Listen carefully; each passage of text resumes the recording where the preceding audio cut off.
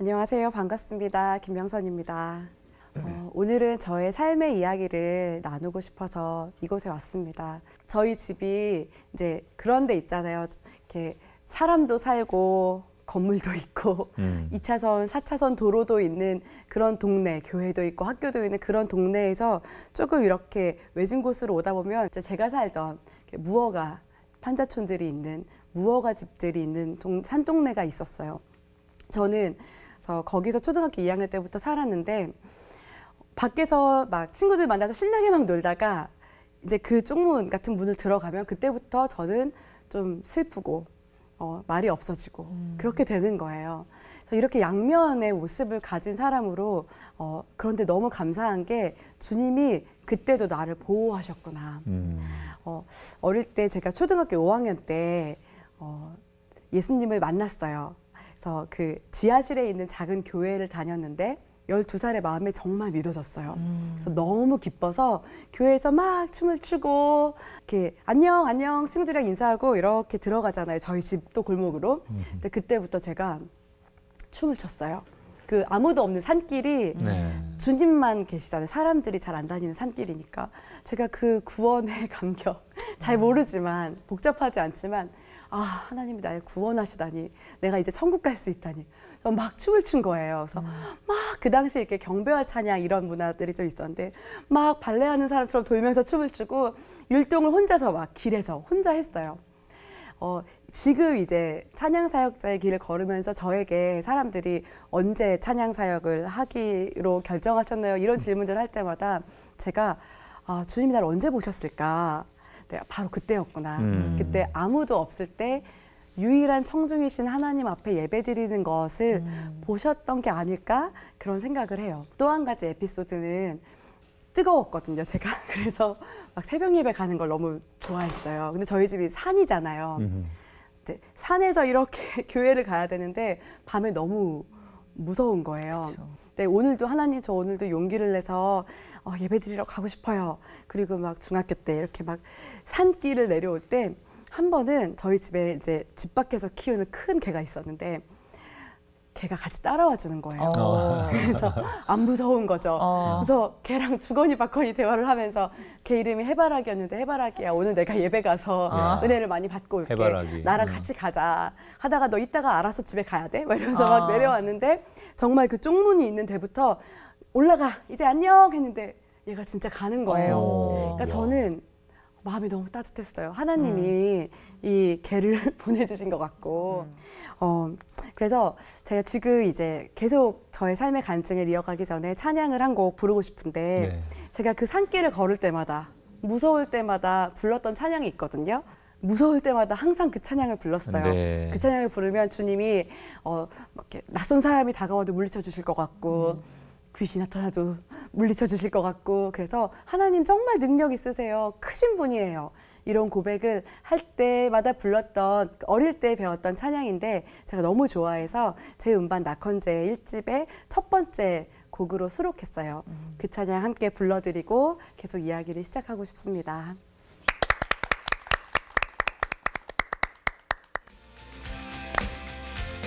내 하나님은 크고 힘있고 능히 있어 못할 일 전혀 없네. 내 하나님은 크고 힘있고 능히 있어 못할 일 전혀 없네. 저 산들도 주의 것 골짜기도 주의 것 별들도 주의 솜씨. 내 하나님은 크고 힘있고 능히 있어 못할 일 전혀 없네.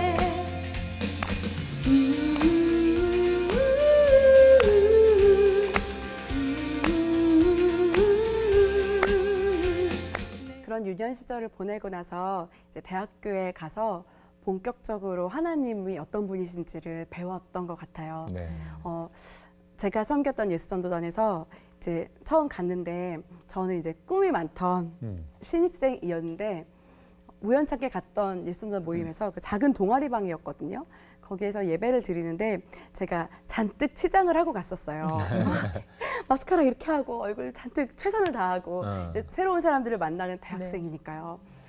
갔는데 처음에 앞에 나와서 예배를 인도하는 형제가 이렇게 고백하는 거예요. 여러분, 우리의 안정감은 하나님께 있어야 합니다. 우리의 안정감이 어떤 돈이나 우리의 실력이나 우리의 성적이나 그것이 아니라 어떤 사람이나 그게 아니라 하나님께 우리 안정감이 있어야 됩니다. 하는데 제가 태어나서 안정감이라는 단어를 처음 들은 거예요. 근데 그 안정감이 없다는 걸 제가 깨달았어요.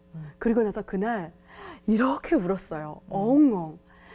막 울고 나서 여태까지 내가 알던 그 수준이 아니라 더 깊이 하나님 알아야 되는구나. 나는 하나님이 너무 필요하다를 깨닫고 하나님을 배워가고 알아가기 시작했죠. 내가 이제는 가면을 벗어도 되겠구나. 행복한 척하지 않아도 되겠구나. 즐거운 척하지 않아도 그냥 내가 어떤 사람인지, 내가 어디에 사는지, 내가 어떻게 살았는지 보여줘도 하나님이 나를 사랑하시고 여기 있는 사람들이 나를 그렇게 받아줄 수 있을 것 같다. 그래서 용기를 내서 가면을 벗었죠. 화장도 함께 벗었어요. 그래서 그때부터 주님만 알아가는 남들이 20대. 알아보던가요? 제 친구들이 못 알아보는 주님만 알아가는 삶을 이제 20대에 살기 시작했습니다. 그래서 대학교를 4년을 졸업하고 나서 선교단체 간사로 지원을 했고 그때부터 이제 사역자의 길을 살기 시작했어요. 부모님들은 난리 나셨죠. 특히 이모들. 네가 어떻게 너네 엄마한테 그럴 수 있냐.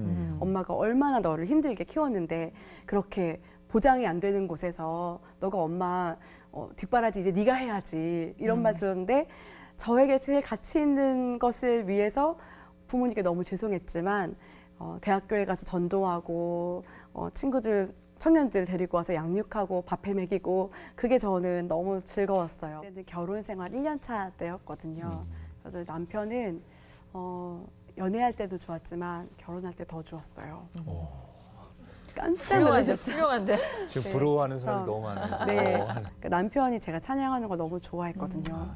그래서 결혼해서 또 뭐 출산하고 육아해서 사역을 못하게 되는 것을 원하지 않았고 정말 물심양면으로 너무 잘 도와줬던 남편이었어요.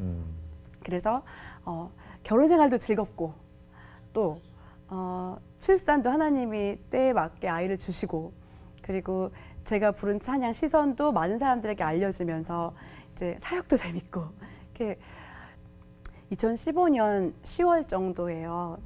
저희 남편이 기침을 너무 많이 했어요. 한 이틀, 3일 정도 병원에 있었는데 충격적인 소식을 들었어요. 남편이 이제 결과가 암에 걸린 거예요. 그때 남편이 38살이었거든요. 근데 이미 암에 걸렸을 때, 암 진단을 받았을 때 간에 한 13cm 정도의 큰 암덩어리가 있었고 폐에도 전이가 되고 복막에도 전이가 되어서 처음에는 병원에서 수술을 빨리 해야 된다고 하더니 수술을 안 하는 게 낫겠다. 손 쓸 수 없다라는 이야기를 들었어요. 그 이야기를 들었었던 장면이 떠올라요. 이렇게 저희가 1인실에 있었거든요. 아이들이 TV에서 만화 영화를 보고 있었고 의사가 와서 얘기해 주는데 아이들이 옆에 막 TV 즐겁게 보고 있으니까 부둥켜 안고 울 수도 없는 거예요. 그래서 그냥 의사 가고 제가 남편한테 여보 아이들 아무것도 안 먹었으니까 좀 먹을 것 좀 사올게 하고 병원에서 나왔어요. 병원 앞에 이렇게 횡단보도에 이렇게 제가 이렇게 서 있었는데 그런 경험 해보셨어요? 이렇게 파노라마처럼 제가 저희 남편을 소개로 만났거든요. 그러니까 처음 만났던 장면부터 이렇게 스쳐가는 거예요. 처음 교제를 하기로 했었을 때 결혼하고 출산하고 이게 이렇게 필름이 돌아가는데 너무 행복한 영화인 거예요. 이렇게 행복한 영화가 확 지나가고 나서 제가 주님 아직 안 돼요. 왜냐하면 남편은 저를 위해 제가 이렇게 행복해질 수 있도록 일하고 사역 같이 하고 아이들 돌봐주고 그렇게 했는데 저는 행복해 라고 한 것밖에 한 게 없는 것 같아요. 주님 저에게도 시간을 주셔야죠. 아직 안 돼요. 이렇게 기도를 했어요.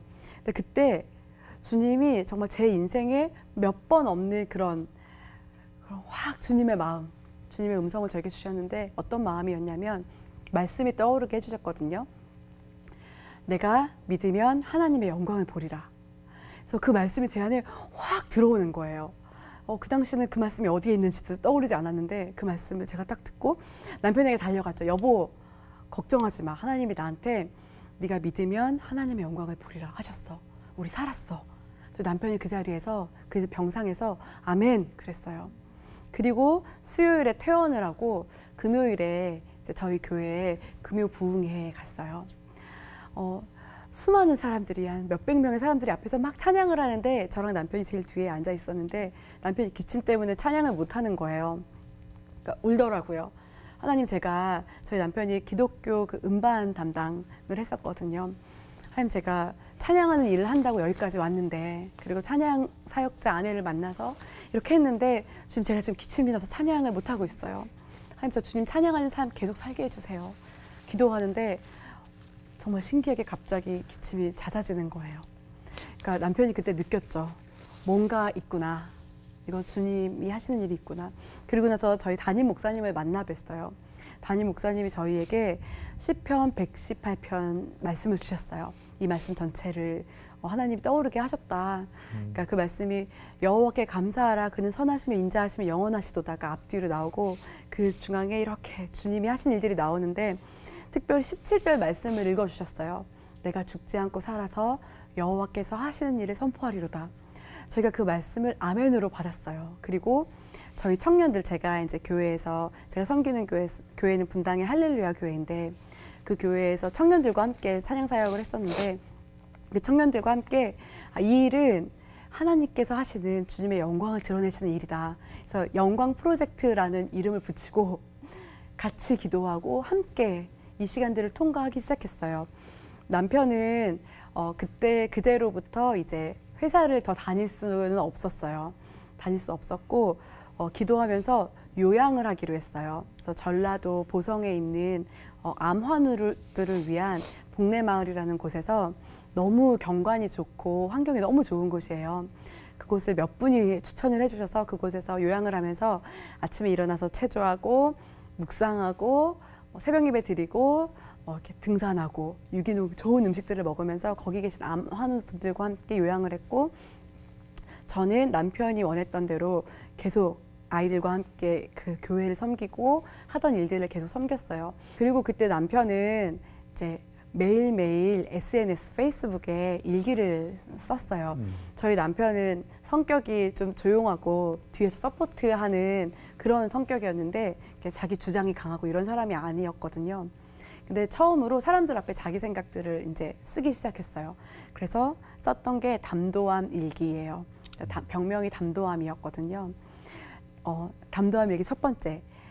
하나님께서 나를 위해서 크고 놀라운 일을 계획하셨다.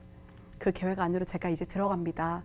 라고 하면서 본인이 어떻게 암에 걸리게 되었는지 자기가 그 진단을 받았을 때 어떤 느낌이었는지 쓰고 또 다음 날 2일째는 내가 왜 암에 걸렸는지 생각해 보았어요. 그러면서 어떤 스트레스가 있었는지 생활 습관이 어땠는지 또 3일째 하면서 매일매일 일기를 동일한 시간에 써서 올리기 시작했어요. 이게 약속이 있잖아요.